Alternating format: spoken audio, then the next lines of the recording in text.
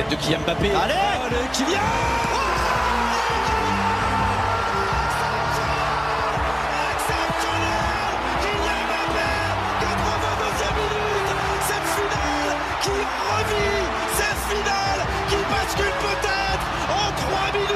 La première Marseillaise est en train d'aller chercher l'or et le record du monde.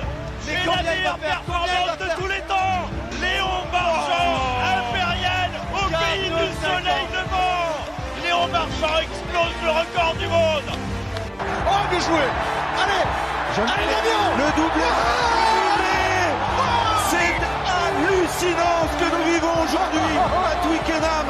La barre des 50 points, c'est un triomphe. Vive les Bleus, vive la France. Le Campus Sport Club, 23h minuit, sur Radio Campus.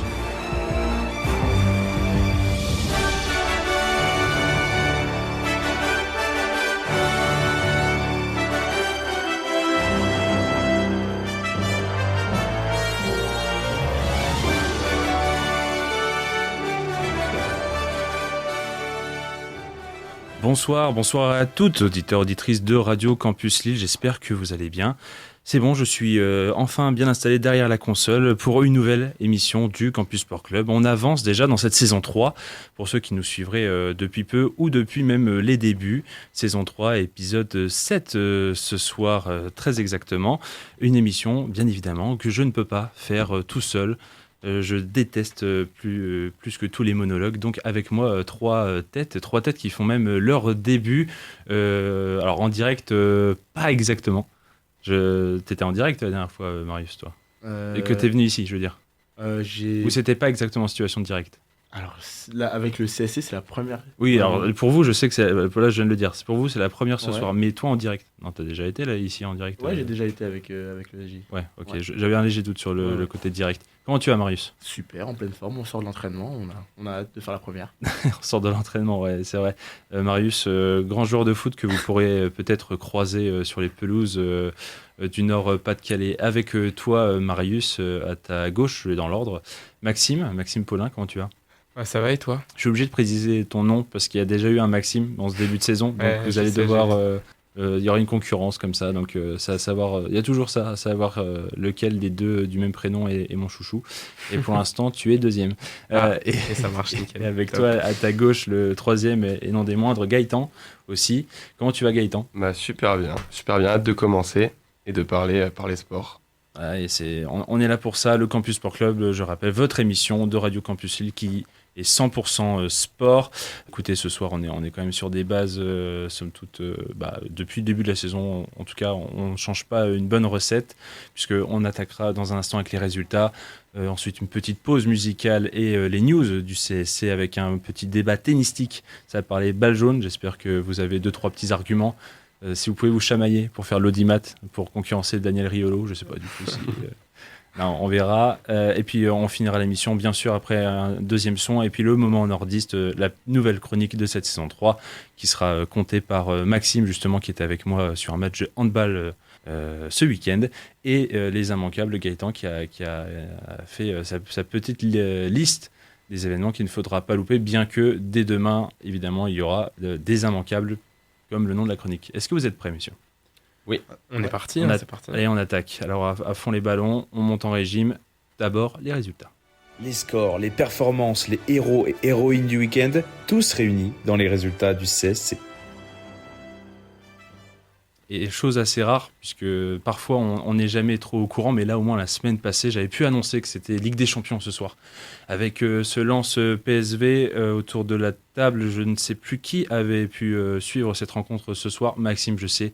Maxime, vous allez le voir peut-être au fur et à mesure des semaines, est un amoureux des Gunners d'Arsenal. Ouais, exactement. Peut-être la bonne année pour le titre déjà en Première Ligue. Bon, je vais pas me prononcer là-dessus parce que C'est trop tôt. j'avais trop parlé l'année dernière et ça nous est retombé dessus au final. Donc on va attendre. Bon, en tout cas, les Gunners qui sont dans le même groupe que Lens, vous le savez, Lens qui avait battu Arsenal lors de la précédente journée de Ligue des Champions. Ce soir, ils étaient à nouveau à domicile au stade Bollaert et cette fois, c'était le PSV Eindhoven en face. Match nul à l'arrivée. Lens qui est donc toujours invaincu dans cette Ligue des Champions. Lens qui a fait un partout. Le PSV qui avait ouvert le score à la 54e par le jeune Bakayoko et Eli Wahi. La grosse recrue de l'été côté Lens qui a pu égaliser d'un beau but acrobatique qu'on a, pour s'amuser, défini de Zlatanesque.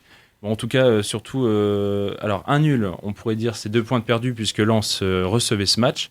Mais Lens qui reste invaincu, qui est donc deuxième avec 5 points, puisqu'on va parler dans un instant de la performance des Gunners. Est-ce que pour vous, Lens a déjà très bien entamé sa compétition européenne, pour son retour en tout cas? Moi, je pense que le début est réussi. Je pense que quand on voit le début de saison en Ligue 1 de Lens, on avait très peur de leur entrée en lice en Ligue des Champions. Pour moi, ils répondent présent. Ils sont aujourd'hui deuxième et ils n'ont pas à rougir de leur performance. Donc franchement, il y a de quoi faire, il y a de quoi se qualifier pour les huitièmes. On est sur top 2 là ou c'est encore trop tôt? Pour l'instant, on va viser le top 2 pour Lens, c'est clair. Même peut-être de la première place, s'ils arrivent à faire une bonne performance à l'Emirates. Après, on sait que c'est jamais joué jusqu'au bout. Donc, il remet Arsenal dans... Je vois bien. Non, mais ouais, on va attendre parce qu'on sait que la Ligue des Champions s'est jamais jouée. Séville a 2 points, le PSV en a 2 aussi, du coup, maintenant. Et bah ouais, on va falloir attendre jusqu'au bout et forcer leur destin, hein, et aller chercher peut-être une victoire aux Pays-Bas dans 2 semaines pour quasiment assurer leur deuxième place. En tout cas, une équipe, elle, est allée chercher une victoire à l'extérieur. C'est donc dans ce même groupe Arsenal qui est allé gagner. Tu suivais les dernières minutes là, même c'était tout chaud le match, j'ai tout regardé. Ouais. Bon, la deuxième mi-temps était plus compliquée. Ouais. Je me suis un peu endormi devant la première. Heureusement, Martinelli m'a un peu réveillé en fin de première mi-temps, mais voilà. Mais ouais, la deuxième mi-temps était intéressante. Arsenal qui est allé gagner donc 2-1 avec, comme tu le disais, le but de Gabriel Martinelli dans le temps additionnel de la première période pour le 1-0. 2-0 au retour des vestiaires, 53e but de Gabriel Jesus, et 58e, peu avant l'heure de jeu, c'est Gudelj, le milieu serbe, qui avait réduit l'écart, en tout cas pour Séville, mais pas suffisant pour aller prendre ce point. Donc Séville qui est, on va dire, dernier à égalité avec le PSV. C'est aussi compliqué pour Séville qui avait en plus à domicile concédé donc ce nul face au Lensois alors qu'il menait. Ils ont mené même plusieurs fois. Arsenal, par contre, là aussi, finalement, ce groupe-là n'est pas si facile que ça pour eux. Ouais, même contre le PSV, ils mènent 2-1 jusqu'au bout du temps additionnel et Thésée vient marquer un but à la 92e ou 93e minute, je crois, et il arrache le point du nul pour le PSV. Donc ouais, c'est vrai que c'est compliqué pour Séville. Après, on sait que cette saison, ça va vraiment être compliqué pour eux. On a vu des débuts en Liga très compliqués, un changement d'entraîneur il y a quelques semaines, donc on va attendre et voir ce que ça peut donner sur les prochaines semaines. Ouais.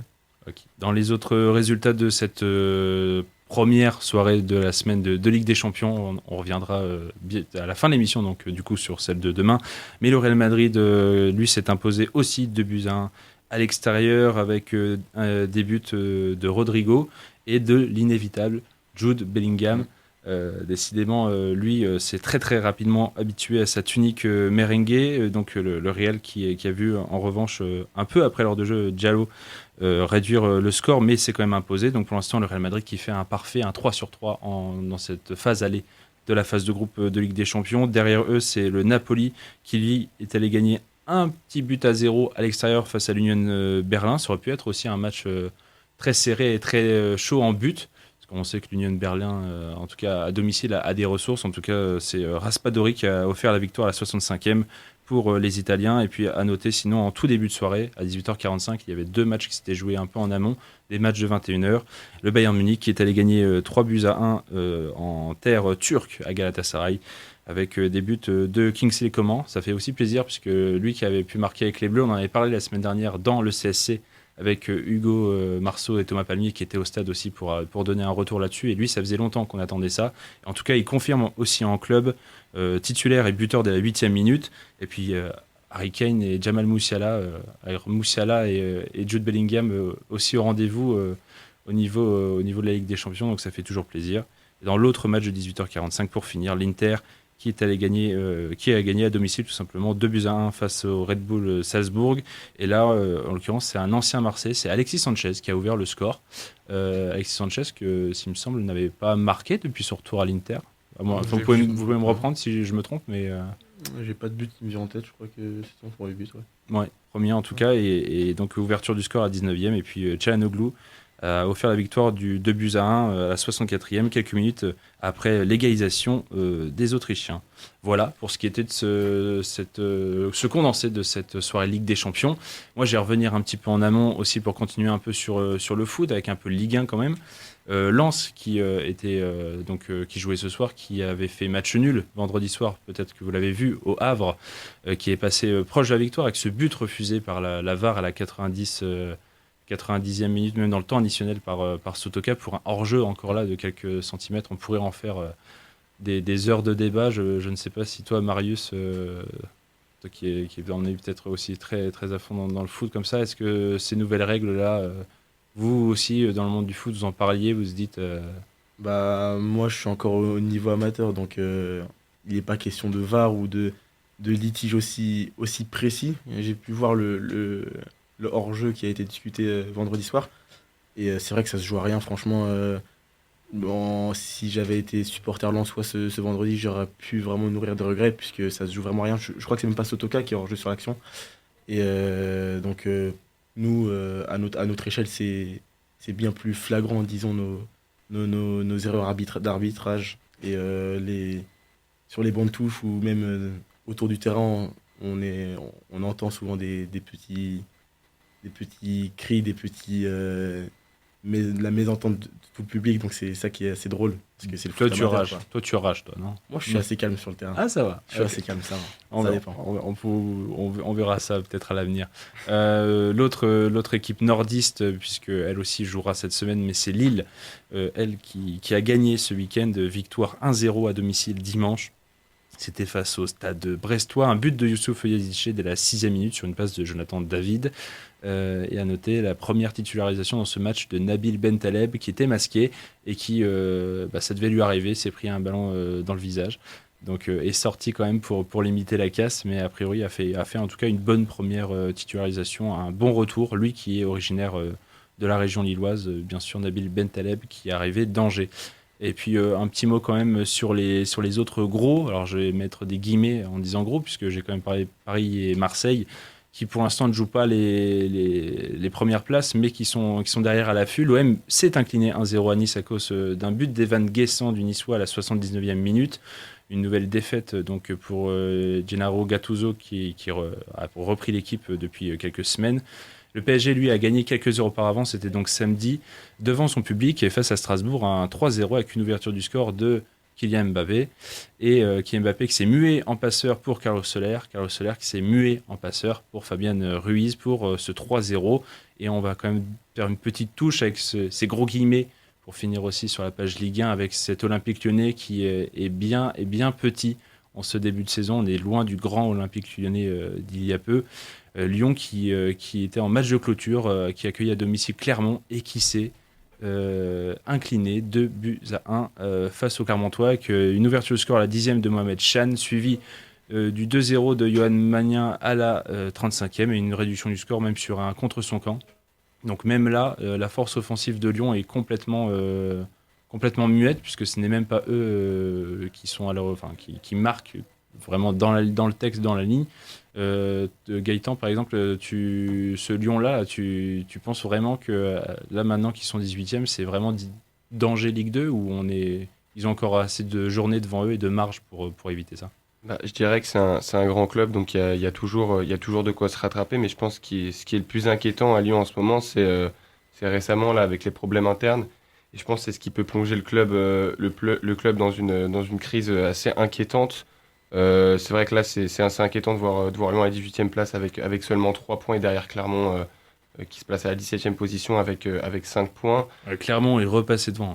Clermont est repassé devant, donc à voir sur les prochains matchs. Je ne suis pas lyonnais, mais je crois en l'Olympique lyonnais. Lyon peut échapper à cette relégation. Ce serait un peu trop tôt de parler de relégation pour les Lyonnais en ce mois d'octobre. Mais c'est vrai que les problèmes internes, il va falloir les régler pour penser à une remontada. Effectivement, là on clôt cette page football, on avance dans les résultats. Là je vais pas parler Ovalie évidemment, puisque c'est quand même l'un des gros événements qui est encore sur notre sol, même si les Français ne sont plus en lice et on le ressent aussi, il y a beaucoup moins d'effervescence. Je ne sais pas vous, si vous avez prêté autant d'attention à ces demi-finales qu'aux quarts de finale quand les Bleus étaient encore en lice.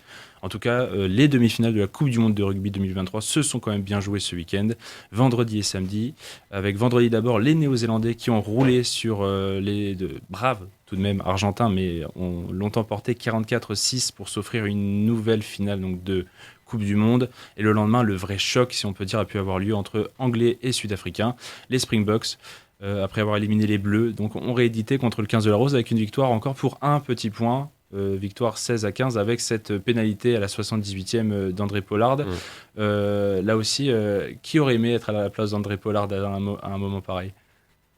Je sais pas, je sais que en tout cas les Springboks ont été généreusement hués toute la rencontre par les supporters du français présents dans l'enceinte dionysienne. Donc j'imagine que ça a dû être compliqué pour lui, compliqué aussi pour un certain Ben O'Keefe qui a arbitré la rencontre, pardon. C'est vrai. Et qui a été aussi pris à part par les supporters français qui ont encore cette défaite en travers de la gorge, disons.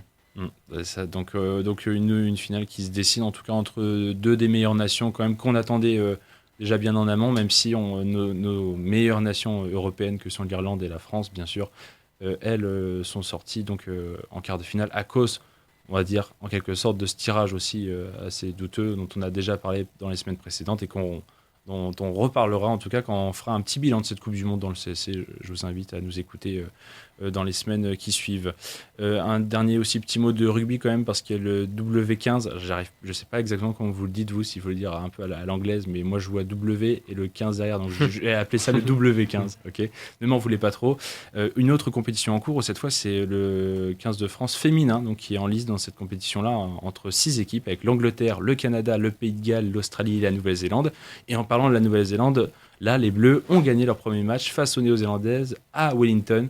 Qui plus est, une victoire 18-17, malgré une remontée au score en fin de partie, les Bleus ont tenu. Là aussi, c'est une performance très encourageante.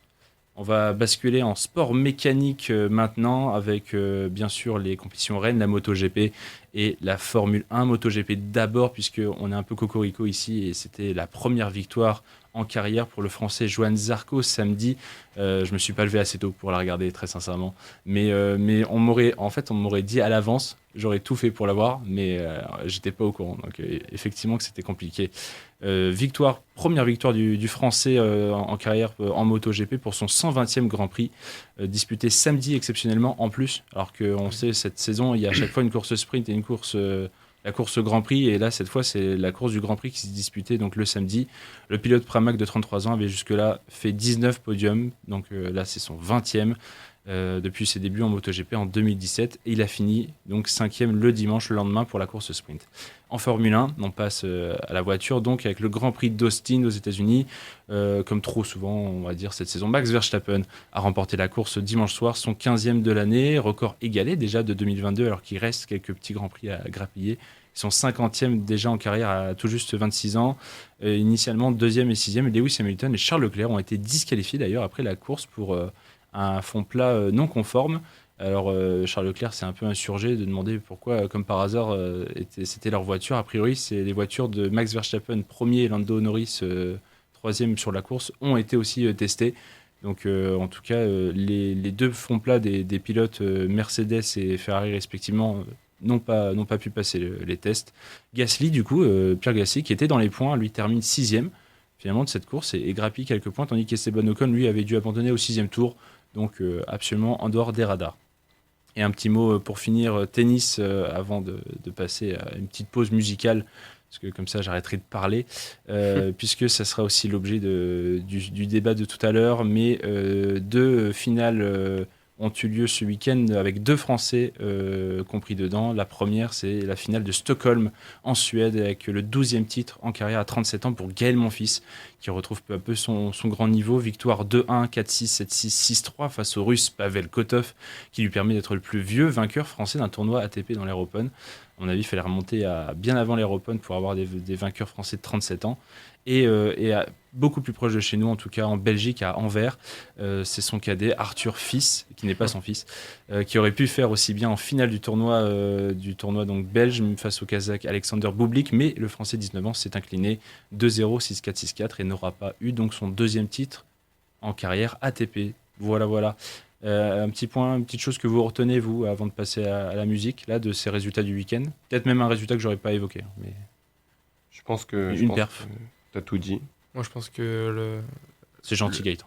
la course de Johan Zarco, elle restera quand même assez importante. C'est un mec qui est là depuis tellement longtemps sur le circuit, qui est adoré par tout le monde. On l'a vu à la fin de la course, tous les mecs sont venus le féliciter. Donc ouais, c'est... J'ai pas vu en direct, mais j'ai revu un peu Moi, après. j'ai vu la cérémonie. les 3 derniers tours. Le dernier tour, il est juste monstrueux. Il prend des risques improbables pour s'en sortir. Et il s'en sort. Et double Bagnaia qui est juste trop fort sur la course, et même sur le championnat en lui-même. Donc ouais, c'était assez impressionnant de voir ça quand même. Surtout quand on a un athlète de haut niveau qui attend depuis autant de temps 120 courses, ouais. qu'on espère au moins finir premier. C'est anecdotique, mais finir premier, c'est pas surtout donné à tout le monde à ce niveau-là. Ouais, et... qu'il est dans l'ombre de Fabio Quartararo depuis que lui a été champion du monde. Donc ouais, c'est vrai que pour lui, ça va faire du bien. Et même c'est beau de le voir remporter son premier Grand Prix. Écoutez, les petites pauses musicales, je crois que quand je n'étais pas encore revenu, en tout cas en début d'année, elle n'a pas été utilisée, donc j'en profite. Puisque c'est soir de Ligue des Champions, j'espérais aussi que Lens gagne derrière, mais on va pas se priver pour autant. On l'aime bien quand même, cette musique, on en profite. C'est l'hymne de la Ligue des Champions avec, si vous ne le saviez peut-être pas, des paroles en français, en anglais et en allemand, puisque c'était les langues officielles, en tout cas à la création de la compétition en 92. Je vous laisse avec ça quelques instants et on revient ensuite pour la suite du Campus Sport Club. C'était le bel hymne de la Ligue des Champions, la plus grande compétition, on va dire, de football, derrière la Première Ligue, n'en déplaise à Maxime. Désolé, mais tu préfères quand même qu'Arsenal gagne la Ligue des Champions cette année ou la Première Ligue ? Non, la Première Ligue, ce serait très bien. Ouais, déjà. Après, ça dépend, parce que la Ligue des Champions, vous l'avez jamais eu, donc la Première Ligue, vous espérez la regagner. Poursuite, vous êtes toujours sur Radio Campus Lille, 106,6 FM, je tiens quand même à le rappeler. Peut-être que vous nous écoutez aussi avec le DAB+, ou sur campuslille.com. En tout cas, sachez aussi que le Campus Sport Club sera, comme depuis le début de la saison, prochainement réécoutable sur Deezer, Spotify et sur YouTube, avec des extraits à la clé, avec des merveilleuses chroniques des 3 nouveaux de ce soir. J'espère. Donc là, c'est votre moment, faut assurer. Parce que moi, je fais exprès. Moi, je peux dire ce que je veux pendant les résultats. Je me mute après. C'est moi qui fais le montage, donc j'en profite. Ouais. Allez, c'est au tour de Marius avec les petites infos croustillantes du Campus Sport Club dans les news. Juste après, un petit jingle. C'est l'heure du récap de l'actualité sportive de la semaine passée. C'est l'heure des news sur le CSC. Avec des news très très fraîches, puisque ça concernait une cérémonie qui avait lieu ce soir, concernait le vélo, puisque la saison est finie, mais la saison des récompenses ne l'était pas, avec la grande nouveauté de l'équipe, avec le vélo d'or, donc Marius. C'est ça, donc c'était ce soir à 19h30 sur l'équipe live, et non sur la chaîne L'équipe. Donc le vélo d'or qui récompensait les meilleurs cyclistes de la saison, et sans trop de surprise, on a eu les 2 vainqueurs des Tours de France hommes et femmes, donc Jonas Vingegaard chez les hommes, et Demi Vollering chez les femmes, qui ont remporté ce Vélo d'Or 2023. Donc cette cérémonie est récompensée par le Vélo Mag, et le Danois et la Néerlandaise devancent respectivement Mathieu Van Der Poel et Lotte Kopecky. Ensuite, on passe sans plus attendre au rugby, où une nouvelle très fraîche est aussi arrivée ce matin. Donc c'était lors d'une réunion de World Rugby, où l'élargissement de la Coupe du Monde à 24 équipes a été adopté. Donc, la Coupe du Monde actuelle, comme on sait, se déroule à 20 équipes, mais dès 2027 en Australie, on pourra observer les 24 meilleures nations de l'Ovalie sous 2 divisions. Donc c'est une décision assez récente, mais qui fait déjà beaucoup débat. Certains supporters craignent déjà de continuer à avoir des débâcles, des écarts abyssaux, comme on a vu ce vendredi, comme tu l'as dit dans les résultats, avec les Néo-Zélandais qui ont étrillé les Argentins 44-6. Ensuite, on peut quand même parler de l'Afrique du Sud aussi, qui est passée in extremis en demi-finale du coup face au 15 de la Rose, donc 15-6 avec cette pénalité victorieuse d'André Pollard à 2 minutes de la fin. Donc pour une petite stat, l'Afrique du Sud a gagné 84% de ses matchs en Coupe du Monde, donc 2e plus haut pourcentage de victoires dans l'épreuve, derrière une certaine Nouvelle-Zélande qui vont donc retrouver en finale cette semaine. Et si sur le terrain, la partie a aussi bien été moyenne qu'équilibrée dans les travers du Stade de France samedi, la défaite d'il y a 15 jours est encore dans les esprits. Donc certains supporters ont notamment pris à partie du coup, les Springboks tels que Sia Colissi et Bennett The Best ou encore Chelsea Colby quand il s'échauffait. Donc l'arbitre aussi, comme je l'ai dit précédemment, a été disons, hué généreusement par hué, tout simplement par des supporters. Donc, je ne sais pas si vous avez vu ce match ou bien entendu parler de cette histoire. On dit souvent que c'est au foot où on a ce genre de comportement un peu plus délétère dans les stades. Je ne sais pas ce que vous en pensez trop sur le plateau. Moi, je trouve qu'en France, c'est un peu dans tous les sports. Hein. Alors, il y a peut-être aussi à mesurer le fait qu'avec l'effervescence d'un tel événement sur le sol français, les supporters qui vont voir la Coupe du Monde ne sont pas que des supporters de rugby. C'est vraiment tout le monde. Aussi, ouais. Et peut-être il y en a beaucoup qui viennent un peu du monde footballistique parce qu'il y a l'effervescence et qu'ils avaient pris leur place pour aller voir les Bleus de base. Parce que si c'est le match de l'Afrique du Sud, c'est bien que sur le planning, c'était censé être celui des Bleus. Je pense sincèrement qu'il y a aussi un peu de ça. Je sais pas vous, je pense qu'il y a un peu peut-être un mélange de ces cultures-là et que le problème c'est qu'on entend plus les sifflets que le silence. Donc je sais pas si vous avez des proches, vous par exemple, qui se sont pris d'amour pour la Coupe du Monde alors qu'ils regardaient pas spécialement le rugby avant.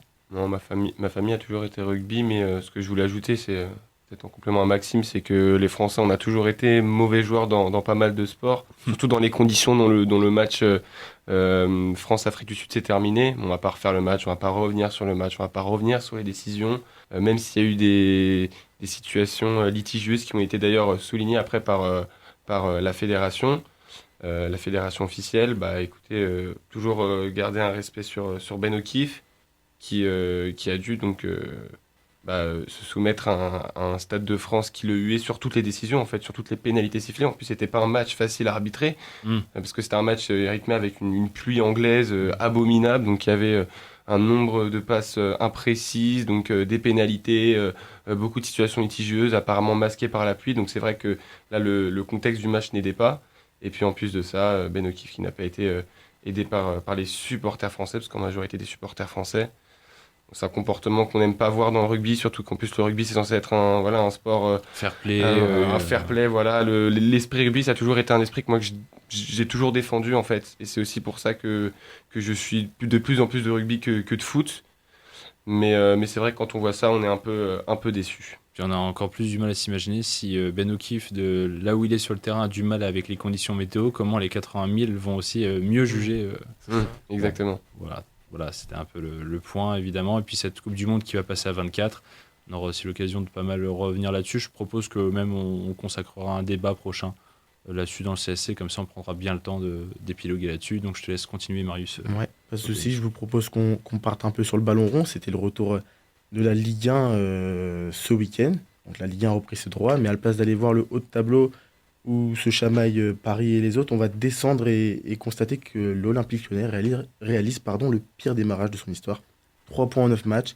Fabio Grosso qui annule ce matin l'entraînement car il serait à la recherche d'une taupe qui divulguerait des informations sur sa méthodologie.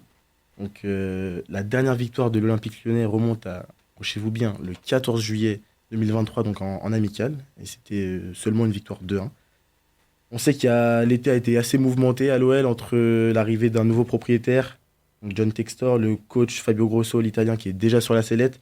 Une équipe très jeune qui a été du coup amputée par des départs de Barcola au PSG, de Malo Gusto à l'OL. Mais il y a aussi des conflits en interne qui perdurent avec le départ de Jean-Michel Aulas qui a laissé des traces. Mais pourtant, John Textor, lui, déclare à RTL qu'il n'y a pas de risque de relégation. Il a confiance en son équipe et croit en son entraîneur. Donc, on voit qu'il y a des équipes comme des équipes légendaires de notre Ligue 1 qui descendent en Ligue 2, comme l'AS Saint-Etienne ou les Girondins de Bordeaux, pardon. Mais l'OL est risque quand même d'avoir du mal sur cette saison, et on sait que ça va être compliqué pour Fabio Grosso et ses hommes.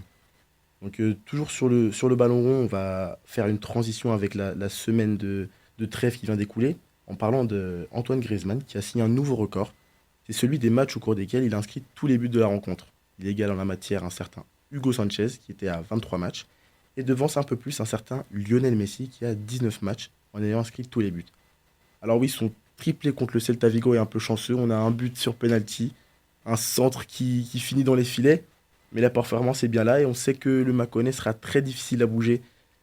Que ce soit du côté des Colchoneros ou bien même du 11 de Didier Deschamps en vue de l'Euro 2024. Et même il se rapproche un peu plus chaque semaine de devenir le meilleur buteur de l'histoire de l'Atlético. Il est troisième à 8 buts du meilleur buteur de l'Atlético. J'ai plus le nom, mais ça risque de devenir, On va retrouver ça. risque de devenir la légende de ce club. Et c'est déjà une légende de l'Atlético. déjà, ouais. Donc, et même de l'équipe de France. Enfin, bref, Aussi, Antoine et Griezmann et partout.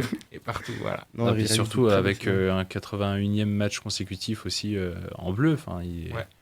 c'est aussi c'est montrer qu'il est aussi important en club qu'en sélection. C'est ça. C'est assez fou quand même. Et dans le profil du joueur moderne aujourd'hui, ça se voit Il pas est tant que complet. ça. Il est complet, il Ça peut va. jouer aussi bien au milieu que marquer des triplés aussi en club. Donc franchement, il fait le bonheur de ses coachs et franchement, c'est tout à son honneur. On va toujours continuer en Espagne, cette fois-ci en Andalousie. Et c'est une nouvelle un peu plus triste car Vinicius Junior a été victime d'injures racistes et xénophobes de la part d'un supporter sévillan. Donc, le match s'est soldé par un match nul, un partout, mais ce genre de scène vient tristement ternir l'image de cette ligue après des événements toujours envers Vinicius il y a quelques mois. C'était en mai dernier, sur la pelouse de Valence. Le supporter, lui, a été identifié, expulsé par le club et Vinicius s'est d'ailleurs exprimé sur les réseaux sociaux en remerciant le club sévillan de la réactivité, mais en s'insurgeant tout de même d'un autre acte raciste d'un enfant cette fois-ci.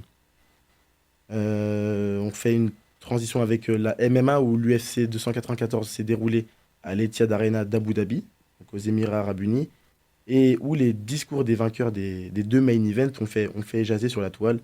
Les vainqueurs respectivement de Kamaru Usman et Alexander Volkanovski, c'est-à-dire Khamzat Chimaev et Islam Makhachev, ont tous deux eu des mots de soutien au peuple palestinien. Par exemple, Khamzat Chimaev lui a dit « Je n'étais pas à l'aise dans la cage. Ukraine, Syrie, Afghanistan, Palestine, États-Unis, peu importe. Quand les enfants meurent, c'est difficile.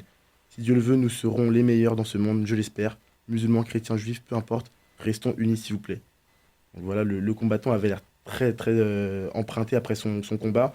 Certains disent même qu'il était ailleurs dans la cage lorsqu'il se combattait.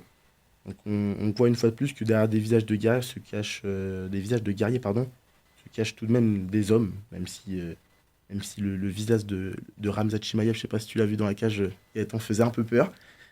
Mais ils sont en tout cas très attentionnés au monde qui les entoure. Parce qu'il y a une chose, c'est que je te laisserai prononcer les noms parce que pour moi, tu les prononces très bien. Donc, J'ai un peu fourché, mais ça, je ferais pas mieux. Gaëtan mais- est pas mal aussi dans la matière. Gaëtan parle russe. Non, mais il a très bien prononcé Khamzat Chimaev et Islam Makhachev. Ouais. Voilà. Et c'est sûr que ce conflit géopolitique, là encore, forcément, va avoir une grosse résonance dans le sport, évidemment. Et donc, c'est des jeux, des gars comme. Ils sont de quelle nationalité Alors, Khamzat Chimaev a été naturalisé du coup. Suédois. C'est un néo-émirati. Non, il est émirati maintenant.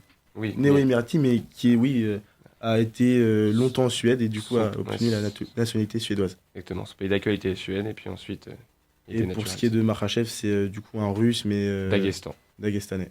Hmm. Donc tchétchène. Exactement. C'est Bon, complexe. On aime bien changer de nationalité aussi là, C'est ça. dans ces disciplines-là. Merci Marius du coup pour ces souci. quelques infos. On va avancer dans le CSC. On va encore un peu papoter avant de vous proposer une deuxième pause, parce que c'est l'heure du petit débat du soir.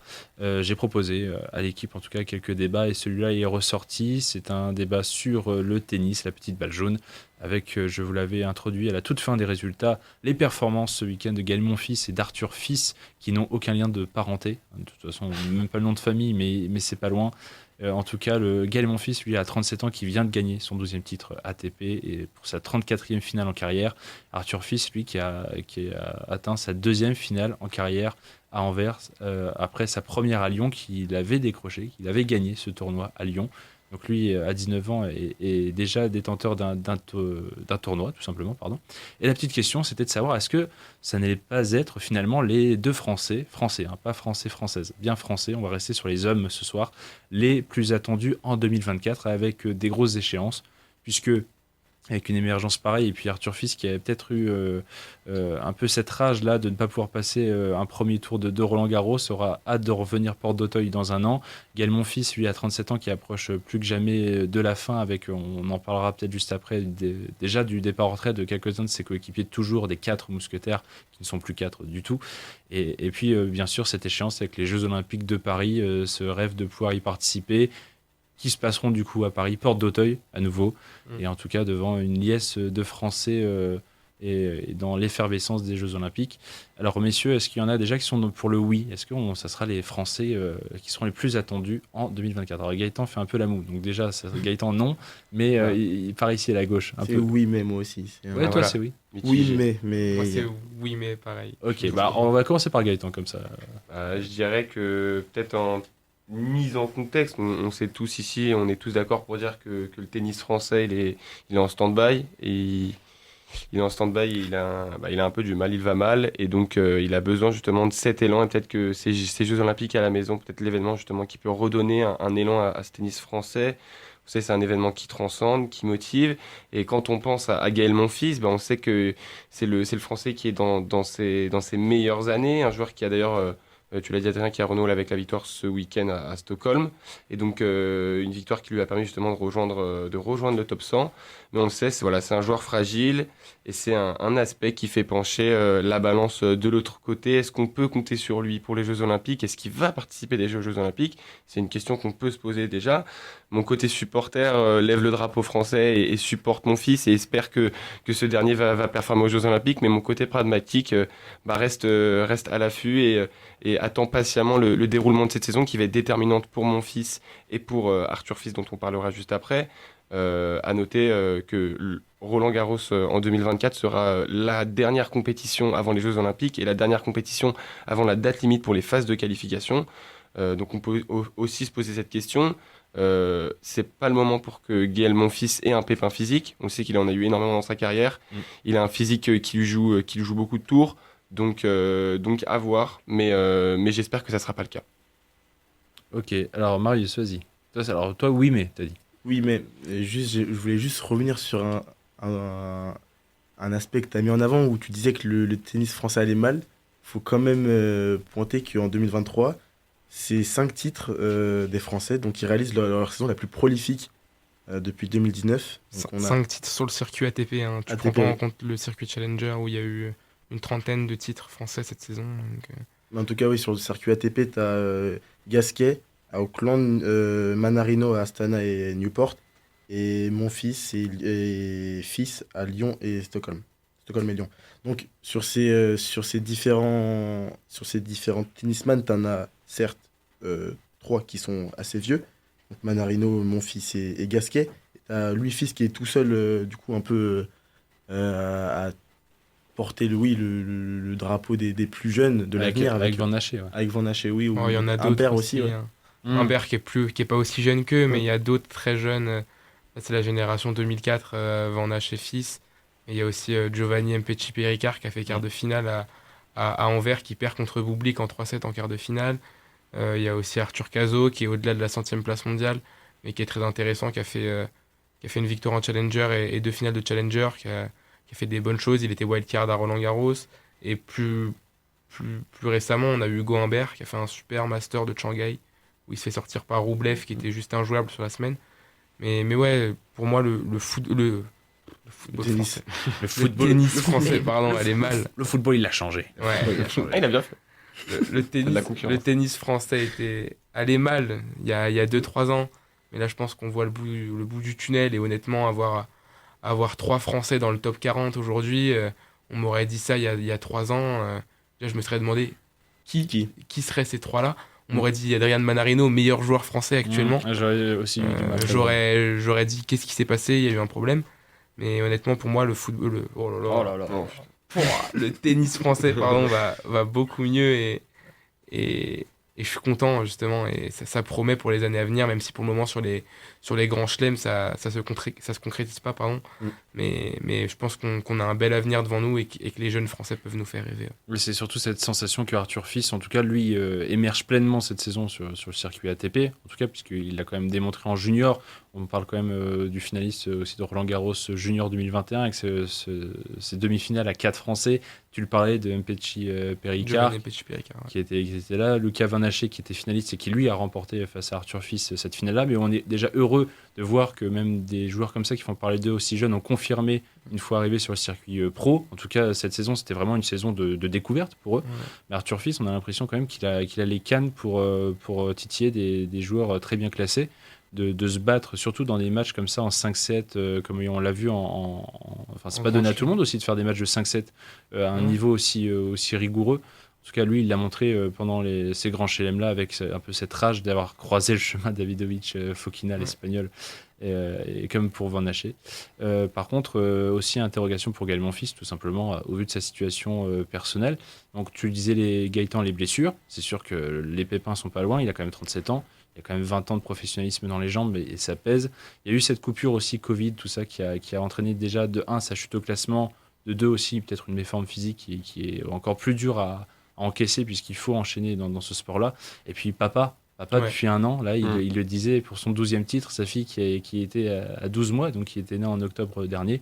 Ça aussi, ça peut le pousser à peut-être se dire, c'est aussi peut-être dans l'idée, moi je dis les Français les plus attendus, on peut aussi le percevoir dans le sens où on l'attend peut-être lui d'autant plus parce qu'on sait qu'on arrive vraiment à la fin en 2024. Est-ce que vous pensez par exemple que Gaël Monfils 2024 ça peut sonner le glas de fin pour lui de sa carrière?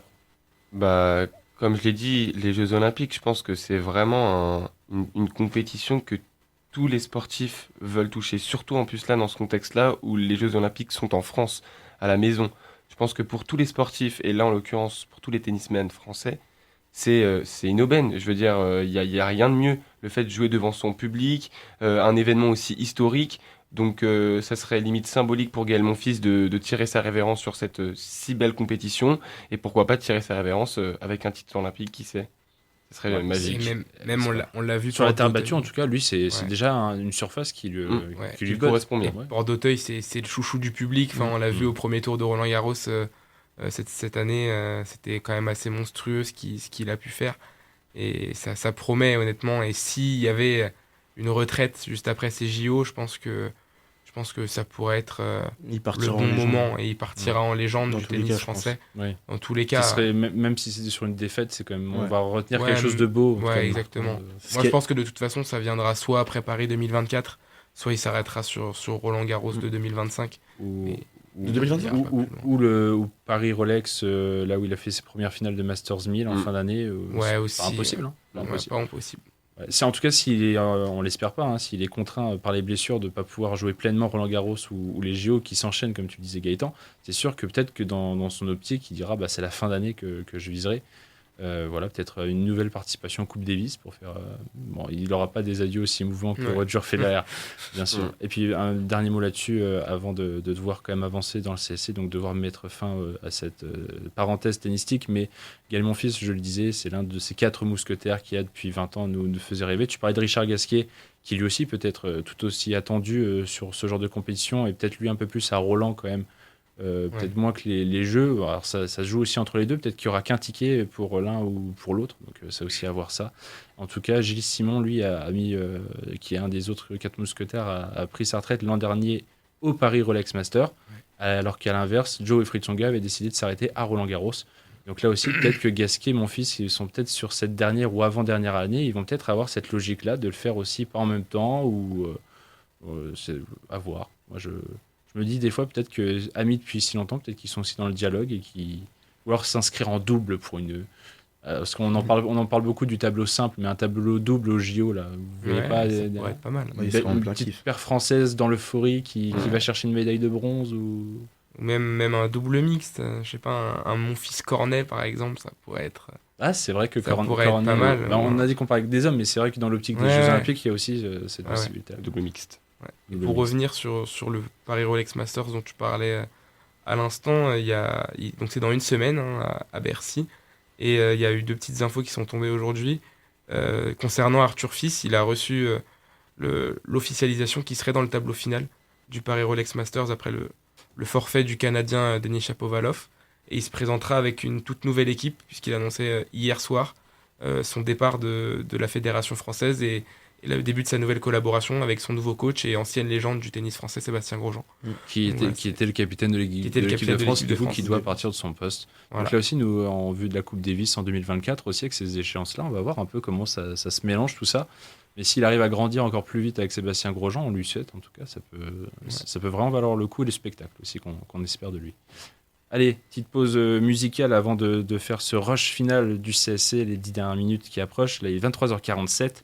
Vous êtes toujours sur Radio Campus Lille 106,6 FM. Gaël Monfils, qui a gagné son 12e titre cette année, qui avait gagné son premier en 2005, en août 2005, en Pologne, à Sopot, je ne sais pas du tout si je le dis bien, contre l'Allemand Florian Mayer, et à l'été 2005, j'en ai profité. Le son qui marchait, c'était celui-là. Et ouais, Crazy Frog à l'époque, la grenouille sur son scooter.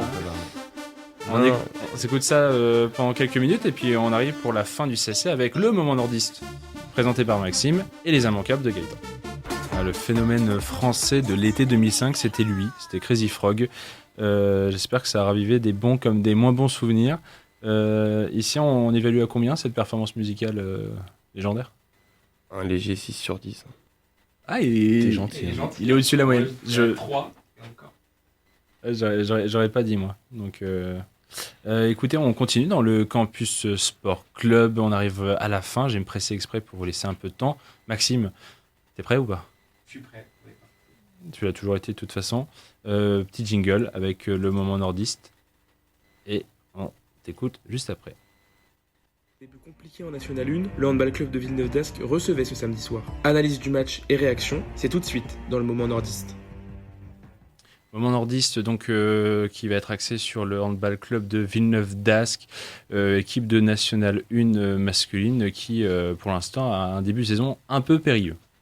Ouais, un peu voire très périlleux samedi soir aux alentours de 21h50. Tout se passait bien à la salle Marcel Cerdan de Villeneuve d'Ascq et à 10 minutes de la fin, les joueurs qui évoluaient à domicile menaient d'un but. Et il y a eu des bonnes performances de Maxence Hermann, notamment le capitaine de cette équipe du handball club de Villeneuve d'Ascq, qui avait réussi à inscrire 6 buts, qui avait un 100% au jet de 7 mètres.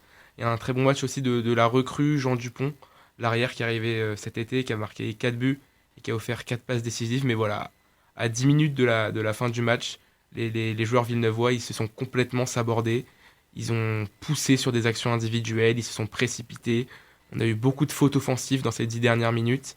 Beaucoup de frustration qui entraîne un manque de solidarité derrière. Et le résultat, il s'incline de 4 buts face au promu Bourgoin-Jallieu. Et voilà, il n'y a aucune victoire en 6 matchs, 5 défaites, un match nul. Le match nul, c'était pendant la première journée. Et une situation déjà dramatique pour le club qui s'était sauvé la saison dernière de justesse. Le nouveau coach Frédéric Pommelet, c'est très compliqué pour lui. On l'écoute, il était abattu après le match. C'est désolant, je ne peux même pas parler de frustration parce que on a les situations, le truc c'est qu'on les met pas au fond et derrière on se met en difficulté, donc on a un but d'écart, il repasse à 2 buts et après les mecs démissionnent.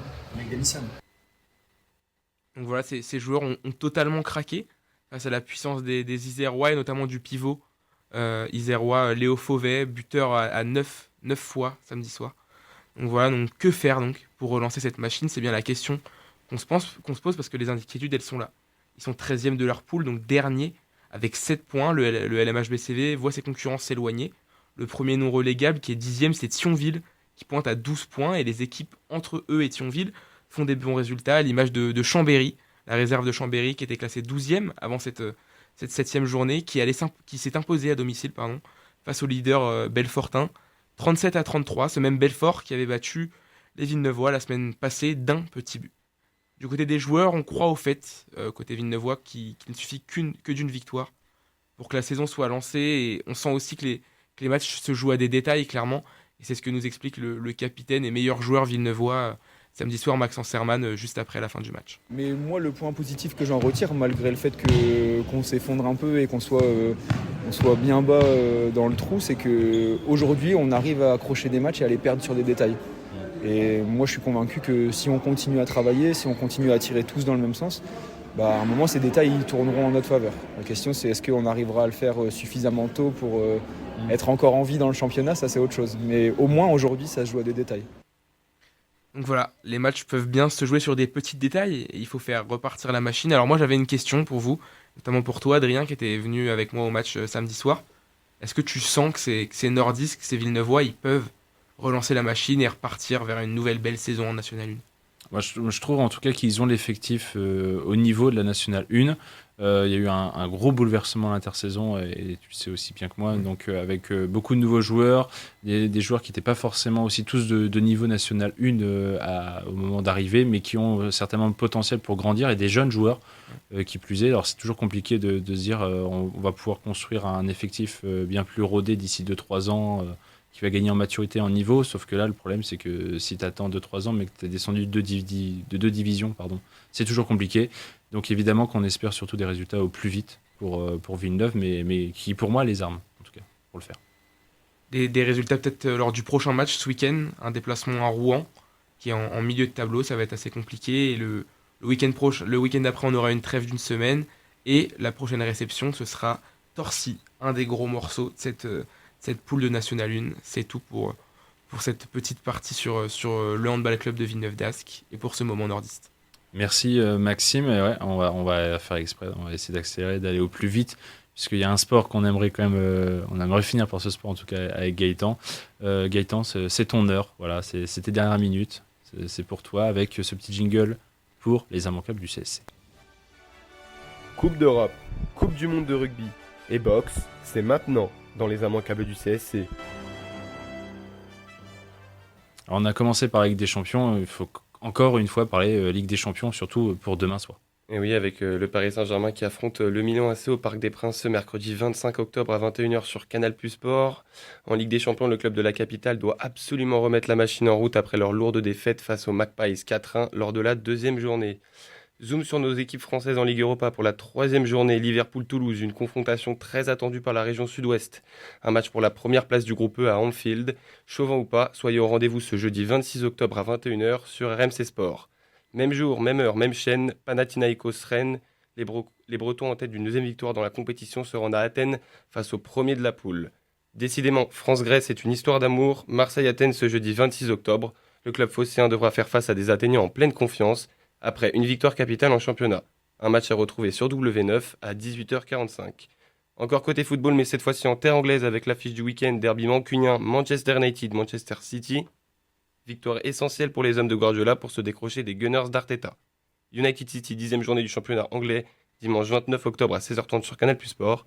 Messieurs, place au pronostic. Alors, pour le derby mancunien. Exactement. Bon, pour moi, il n'y a pas photo. Attention à ce que tu dis, le gunner là-bas. Même si c'est à Old Trafford, quand je vois la différence, il y a un gap, il y a un gouffre entre les deux équipes. Et on sent que United n'est pas en confiance en plus. Donc ouais, moi je pense que ça peut partir vraiment sur un gros score. Hein. Ça ne m'étonnerait pas de voir un 4-0 ou un 4-1. Comme depuis un an ou deux, en tout cas, c'est ce qu'on voit. Même il n'y a que McTominay une fois qui a volé un peu la victoire contre le cours du jeu, mais à part ça, j'imagine aussi un score largement en faveur de City. Tu parlais de Rennes aussi, mais donc un Rennais qui est maintenant à City, c'est Doku. Et Guardiola parlant très bien de lui, donc Doku buteur en tout cas, pour mon petit pronom. Ah ouais, il est sur Winamax, il va mettre la cote. Ouais, Doku buteur, sûr. On bascule sur du rugby avec la finale de la Coupe du Monde All Blacks Afrique du Sud à suivre ce samedi sur TF1 à partir de 20h50. Un remake de la finale 95, une finale symbolique pour toute la nation sud-africaine. Pas de François Pinard, clin d'œil à Invictus, ni de Ben O'Keefe, arbitre néo-zélandais, mais un face-à-face entre deux nations rugby, deux équipes qui maîtrisent parfaitement la gestion d'un effectif. A noter d'ailleurs que l'Argentine et l'Angleterre se disputeront le bronze ce vendredi 27 octobre. Deux équipes qui se retrouvent après leur opposition dans le groupe D, un match où le 15 de la Rose s'était imposé facilement 27-10. Argentine-Angleterre ce vendredi à 20h50 sur TF1. Ding ding ding, c'est l'événement boxe du mois à voir de cette année, le plus gros combat croisé de tous les temps après McGregor-Mayweather. Ce samedi 28 octobre se tiendra à Riyad en Arabie Saoudite, un combat qui déterminera l'identité de l'homme le plus puissant du monde. The Battle of the Baddest en version américaine plus commerciale. Tyson Fury face à Francis Ngannou. Le Gypsy King face à l'homme qui tape les gens pour vivre. Un combat chez les poids lourds avec Fury, un boxeur britannique de prestige. 34 combats pour 33 victoires, dont 24 par KO. Le multiple champion du monde poids lourd de 35 ans se frottera au puissant Francis Ngannou, combattant franco-camerounais et ancien champion incontesté de la catégorie reine de l'UFC. Tyson Fury, le meilleur boxeur du 21e siècle face à Francis Ngannou. Le Mac Tyson du MMA, c'est à suivre ce samedi 28 octobre à 21h sur aucune chaîne française. Et oui, pour regarder ce combat d'anthologie, il faudra opter pour des chaînes étrangères. Ouais, merci Gaëtan, on était à pas grand chose, on le glisse quand même, parce qu'il y a un peu de ski alpin, en quelques secondes quand même, mais il y a une Coupe du Monde qui arrive. Et oui, en ouverture de cette 58e édition, le traditionnel slalom géant de Solden en Autriche sur le glacier de Reitenbach à 3000 mètres d'altitude. Donc samedi 28 slalom géant femmes et dimanche 29 slalom géant hommes à partir de 10h sur la chaîne Eurosport. Merci beaucoup Gaëtan pour ces super immanquables, il reste une dizaine de secondes. Merci surtout aussi à Marius Grébeau et Maxime Paulin qui étaient avec moi ce soir. Merci à le toi. CSC revient la semaine prochaine pour un épisode un peu spécial, vous le verrez. Moi d'ici là je vous dis portez-vous bien, bye bye tout le monde.